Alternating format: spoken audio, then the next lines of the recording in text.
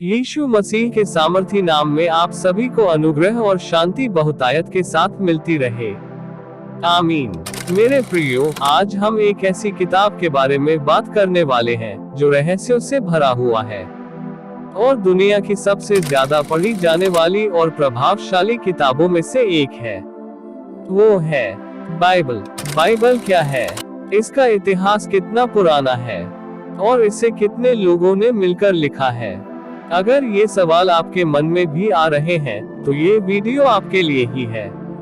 आज हम बाइबल के दिलचस्प इतिहास के पन्नों को पलटेंगे और जानेंगे बाइबल बनने की पूरी कहानी। और हाँ, अगर आपने यीशु मसीह को उद्धारकर्ता के रूप में ग्रहण किया है और उससे प्यार करते हैं, तो वीडियो को एक लाइक जरूर करें और कमेंट सेक्शन में कमेंट करके बताएं कि आप कहां से वीडियो को देख रहे हैं। तो चलिए वीडियो को शुरू करते हैं। मेरे प्रियो, सबसे पहले हम समझेंगे बाइबल क्या है। बाइबल कई किताबों का एक संग्रह है, एक लाइब्रेरी की तरह, जिसमें अलग अलग तरह की किताबें शामिल हैं। इसमें कविताएं हैं, कहानियां हैं, इतिहास है, भविष्यवाणियां हैं और पत्र हैं। मुख्य रूप से बाइबल को दो हिस्सों में बांटा गया है, पुराना नियम और नया नियम। पुराना नियम उन घटनाओं और शिक्षाओं के बारे में बताता है जो यीशु मसीह के जन्म से पहले हुई।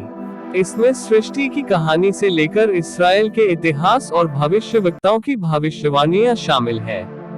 वहीं नया नियम यीशु मसीह के जीवन, उनकी शिक्षाओं, उनके चमत्कारों, उनकी मृत्यु और पुनरुत्थान के बारे में बताता है। इसके साथ ही इसमें यीशु के शिष्यों और शुरुआती ईसाई समुदाय के बारे में भी जानकारी मिलती है। अब बात करते हैं कि बाइबल को कब लिखा गया। बाइबल को एक लंबी अवधि में लिखा गया है, लगभग 1500 सालों से भी ज्यादा के समय में। पुराने नियम की किताबें सबसे पहले लिखी गईं। माना जाता है कि इनकी रचना लगभग 15वीं शताब्दी ईसा पूर्व से लेकर 5वीं शताब्दी ईसा पूर्व के बीच हुई थी। ये किताबें मुख्य रूप से हिब्रू और कुछ भाग अरामी भाषा में लिखी गई थी। नए नियम की किताबें बाद में लिखी गईं, पहली शताब्दी सीई के दौरान। ये सभी किताबें कोइन ग्रीक नामक आम यूनानी भाषा में लिखी गई थी, जो उस समय रोमन साम्राज्य की व्यापक रूप से इस्तेमाल होने वाली भाषा थी। तो कुल मिलाकर बाइबल की रचना का समय लगभग 1500 साल से भी ज्यादा का समय लगा। ये कोई एक दिन या एक साल में लिखी गई किताब नहीं है। आपके मन में कभी न कभी ये सवाल जरूर आया होगा कि बाइबल को कितने लोगों ने लिखा। दोस्तों, बाइबल की अलग अलग किताबों के अलग अलग लेखक थे। पारंपरिक रूप से पुराने नियम की ज्यादातर किताबें मूसा और अन्य भविष्यवक्ताओं और राजाओं को श्रेय दी जाती है।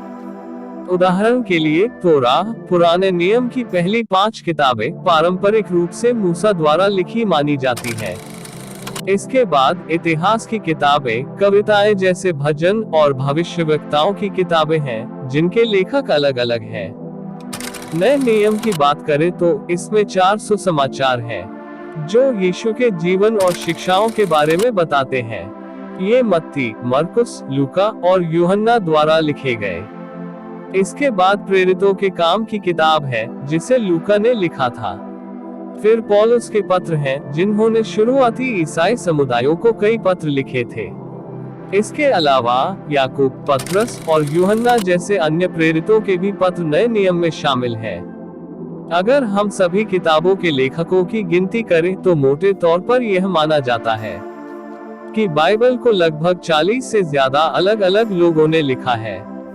यह जानना भी जरूरी है कि बाइबल के लेखक अलग अलग पृष्ठभूमि से थे।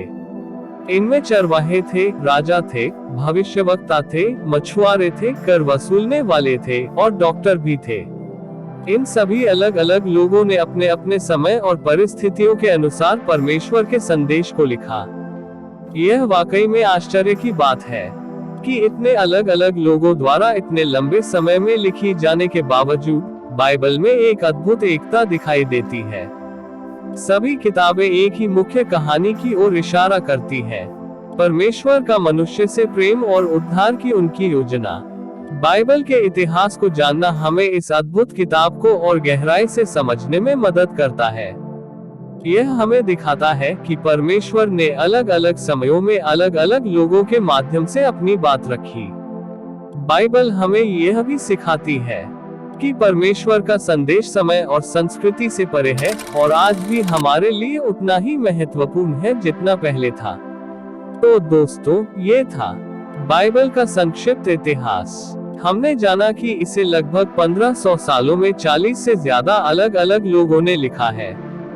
उम्मीद है कि ये जानकारी आपके लिए रोचक और ज्ञानवर्धक रही होगी। अगर आपके मन में बाइबल या इसके इतिहास से जुड़े कोई और सवाल है, तो हमें कमेंट सेक्शन में जरूर बताएं। अगर आपको ये वीडियो पसंद आया हो तो इसे लाइक करें, शेयर करें और हमारे चैनल को सब्सक्राइब करना न भूलें, ताकि आपको ऐसे ही और भी दिलचस्प वीडियो मिलते रहें। अगले वीडियो में हम फिर मिलेंगे। तब तक प्रभु आपको तथा आपके परिवार को संभाले रखे। आमीन।